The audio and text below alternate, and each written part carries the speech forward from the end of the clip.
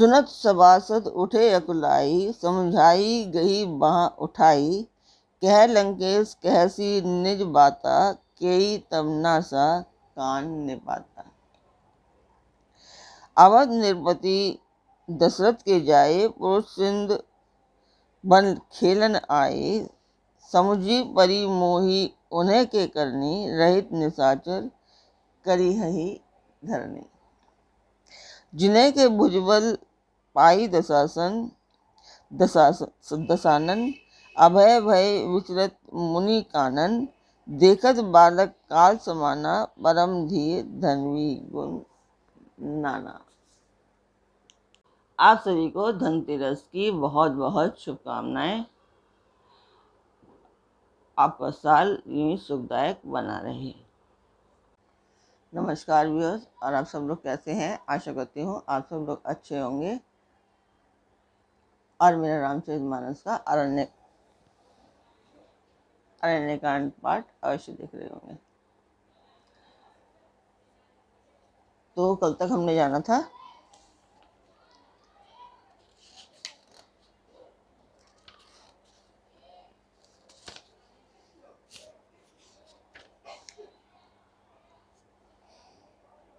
कि सीता जी श्री राम जी के श्याम और कोमल शरीर को परम प्रेम के साथ देख रही हैं। नेत्र अगाते नहीं हैं। इस प्रकार पंचवटी में बसकर श्री रघुनाथ जी देवताओं और मुनियों को सुख देने वाले चरित्र करने लगे।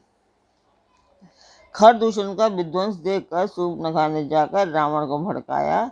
वह बड़ा क्रोध करके वचन बोली, तूने देश और खजाने की सुध ही भुला दी है। शराब पी लेता है और दिन रात बड़ा सोता रहता है। तुझे खबर नहीं है कि शत्रु तेरे सिर पर खड़ा है।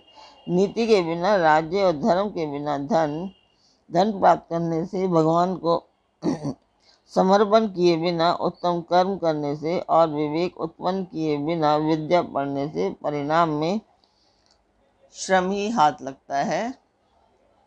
विषयों के संग से सन्यासी, बुरी सलाह से राजा, मान से ज्ञान, मदिरा पान से लज्जा।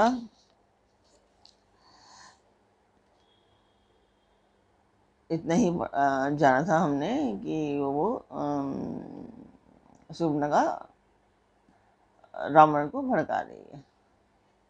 तो अभी हम इसके आगे चलते हैं। इसके आगे चलने से पहले मैं आपको बता दूं कि ये पाठ हम जिस मंदिर के लिए कर रहे हैं उसका मैं वीडियो डाल देती हूँ आप लोगों को। आप वीडियो देखिए और उसके बाद मुझे कमेंट बॉक्स में मुझे बताइए आपको कैसा लगा और आपको मेरा पाठ कैसा लगता है। जो अच्छा है तो बताइए और जो कमियां हैं तो वो बताइए ताकि मैं उसको दूर कर पाऊँ।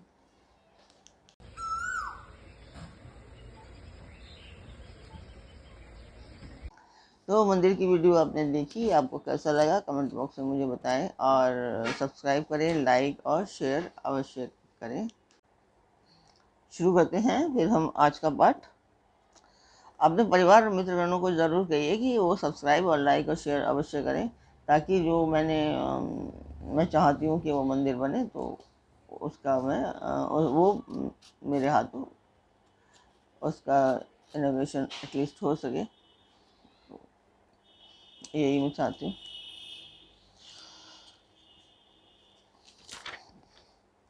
प्रीति प्रणय बिनु मद ते गुनी, नासहि बेगी नीति अस सुनी।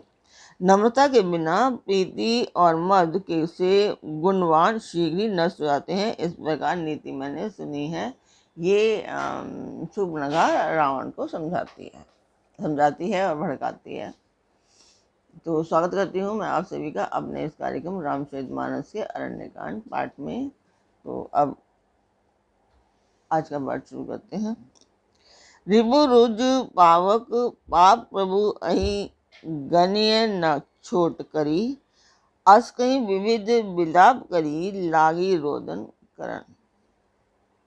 शत्रु, रोग, अग्नि, पाप, स्वामी और सर्व को छोटा करके नहीं समझना चाहिए। ऐसा कहकर शूर्पणखा अनेक प्रकार से विलाप करके रोने लगी।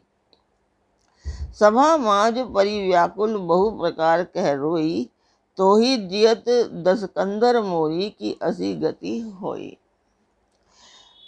सभा के बीच में व्याकुल होकर पड़ी हुई बहुत प्रकार से रो रो कर कह रही है कि अरे दशग्रीव, तेरे जीते जी मेरी क्या ऐसी दशा होनी चाहिए थी।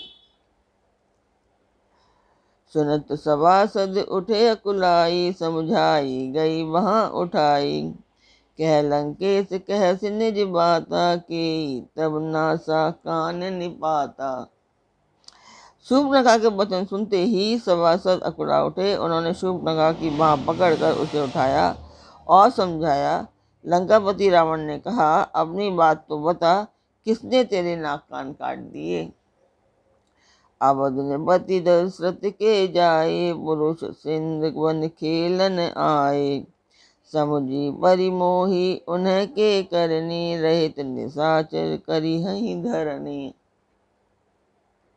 वह बोली, अयोध्या के राजा दशरथ के पुत्र जो पुरुषों में सिंह के समान हैं, वन में शिकार खेलने आए हैं, मुझे उनकी करनी ऐसी समझ पड़ी है कि वे पृथ्वी को राक्षसों से रहित कर देंगे। जिनके भुज बल पाई दसानन, अभय भय विचरत मुनि कानन। देखत बालक काल समाना, परम धीर धन भी गुण नाना। जिनकी भुजाओं का बल पाकर दशमुख मुनि लोग वन में निर्भय होकर विचरने लगे हैं, वे देखने में तो बालक हैं, पर हैं काल के समान। वे परम धीर, श्रेष्ठ धनुर्धर और अनेकों गुणों से युक्त हैं। अतुलित बल प्रताप दो भ्राता, खल रत सुज मुनि सुख दाता।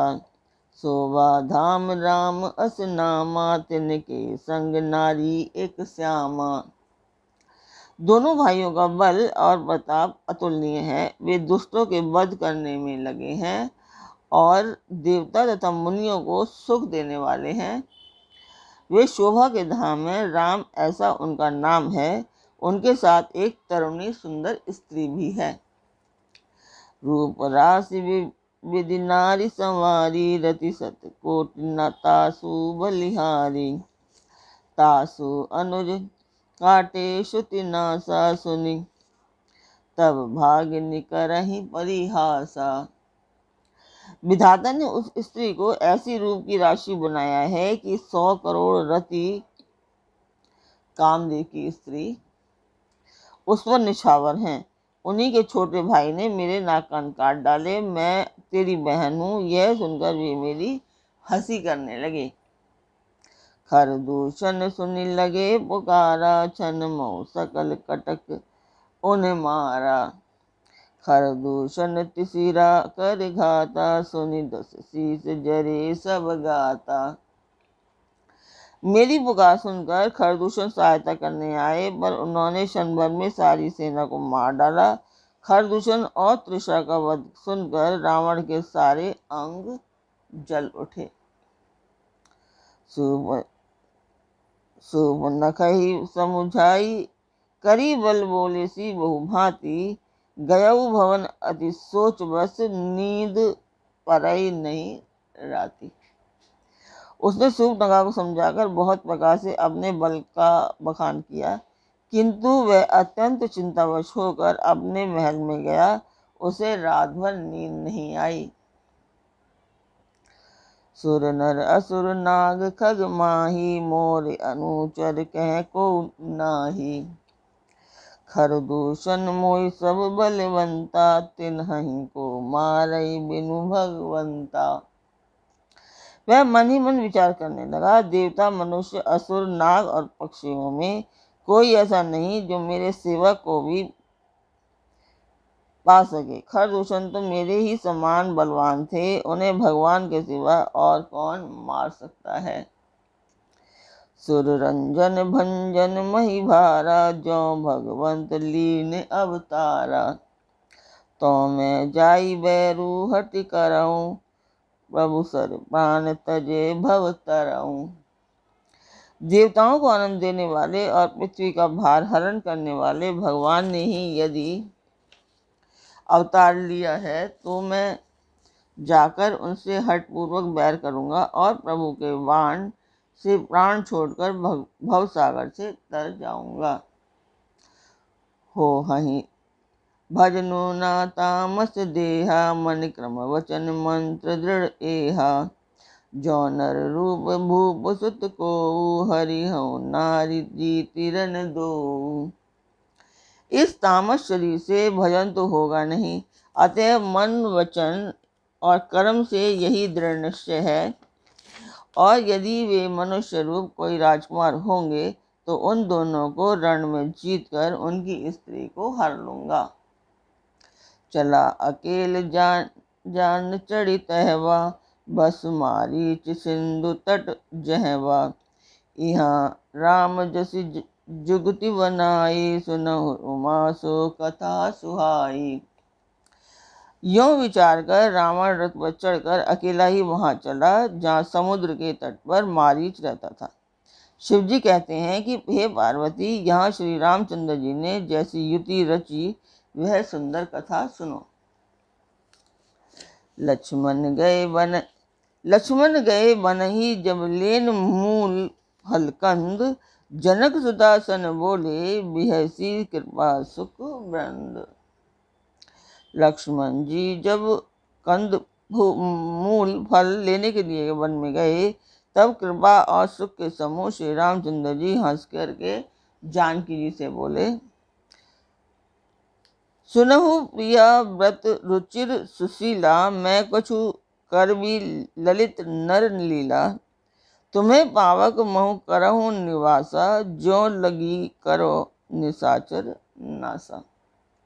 हे प्रिय, हे सुंदर पतिव्रता धर्म का पालन करने वाली सुशीले, सुनो, मैं अब कुछ मनोहर मनुष्य लीला करूंगा, इसलिए जब तक मैं राक्षसों का नाश करूं तब तक तुम अग्नि में निवास करो। जब ही राम सब कहा बखानी, प्रभु पद धरिहिए अनल समानी।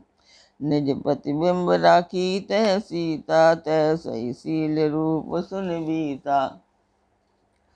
श्री राम जी ने ज्यों ही सब समझा कर कहा, त्यों ही श्री सीता जी प्रभु के चरणों को हृदय में रखकर अग्नि में समा गई। सीता जी ने अपनी ही छाया मूर्ति वहां रख दी, जो उनके जैसे ही शील स्वभाव और रूप वाली तथा वैसी ही विनम्र थी। लक्ष्मणी हूँ यह मर्मु न जाना, जो कछु चरित रचा भगवाना। 10 मुख गयौ जहाँ मारीचा, नाई मात स्वार्थ रत रत नीचा। भगवान ने जो कुछ लीला रची इस रहस्य को लक्ष्मण जी ने भी नहीं जाना। स्वार्थ परायण और नीच रावण वहां गया जहाँ मारीच था और उसको सिर नवाया। नवनी नीच के अति दुखदाई, जिमि अंकुश धनु उरग बिलाई। भयदायक खल के प्रिय बानी, जिमि अकाल के कुसुम भवानी। नीच का झुकना भी अत्यंत दुखदायी होता है, जैसे अंकुश धनुष सांप और बिल्ली का झुकना। हे भवानी, दुष्ट की मीठी वाणी भी भय देने वाली होती है, जैसे बिना ऋतु के फूल। करी पूजा मारीच तब सादर पूछी बात, कवन हेतु मन व्यग्र अति अक्सर आयहु तात। तब मारीच ने उसकी पूजा करके आदर पूर्वक बात पूछी, हे तात, आपका मन किस कारण इतना अधिक व्यग्र है और आप अकेले आए हैं। 10 मुख सकल कथा तेहि आगे, कही सहित अभिमान अभागे। हो कपट मृग तुम्हें छलकारी, जेहि विधि हरि आनो निप नारी।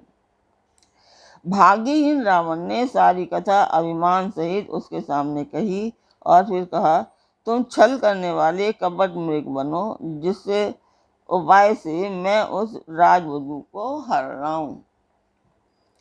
ते ही पुनि कहा सुनहु 10 शीसा, ते नर रूप चराचर ईसा। तासो तात बैरु नहीं कीजे, मारे मरी जियाए जीजे। तब उसने कहा, हे दस्यु सुनिए, वे मनुष्य रूप में चराचर के ईश्वर हैं।